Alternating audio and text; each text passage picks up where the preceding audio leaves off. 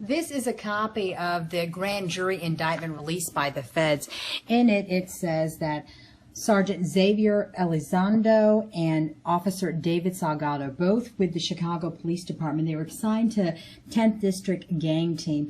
They're accused of basically shaking down drug dealers, mainly on the west side of the city, for drugs and money, and then using that for their own personal profit. They're also accused of feeding information to people so they could pose as informants in order to get what are called JDOE search warrants, which would give them the authority, using the power of their office, to search residences and vehicles for certain things. And so they would have these people lie basically to judges, get the search warrants, and then search these premises, seizing drugs and property, and then they would use that money to pay the informants, and in some cases they would just keep it for their own personal use, is what the allegations are. Superintendent Johnson found these allegations to be so damning that he took the opportunity today to address hundreds of recruits at the police academy, and he said that the allegations were just a disgrace to him and the entire department. And he said if they are proven to be true in court, he wants his badges back from these officers. At this time, we reached out to the feds. They said that the arraignment for these officers has not yet been scheduled, but that should happen shortly, and sources are telling us that more charges could come down in this case.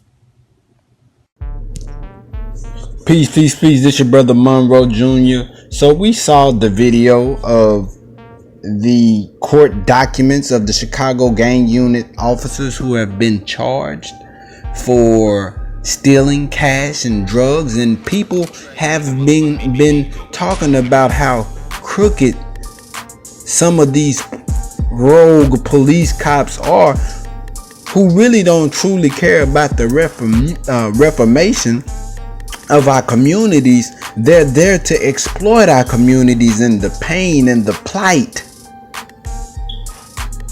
of our communities.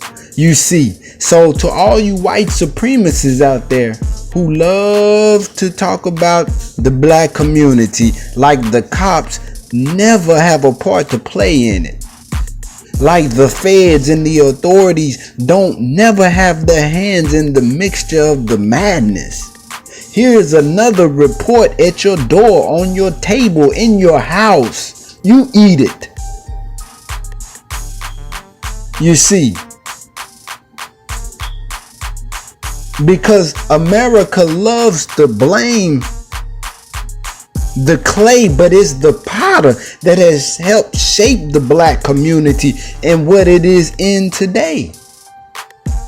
With the drugs and the guns and all of these different factors that play a role in the black community, especially Chicago. Chicago didn't just end up like that. It's by design. If the authorities wanted to pump some real resources in there to create real reformation, they could do that. But no, they want Chicago and these different black communities in the inner cities of America in the condition that they are in, because their ultimate plan for us is genocide. Type in Farrakhan and genocide and look at some of the ministers' lecture about their intentions for the black community.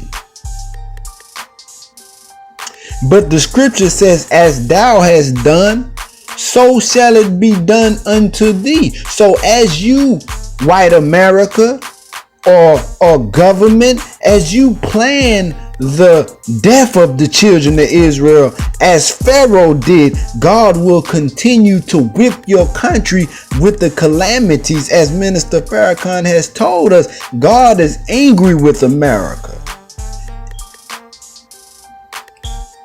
because she has not done good by her 400-year-old slave. So black people, keep your head up, strive to love one another. Let's put down the guns.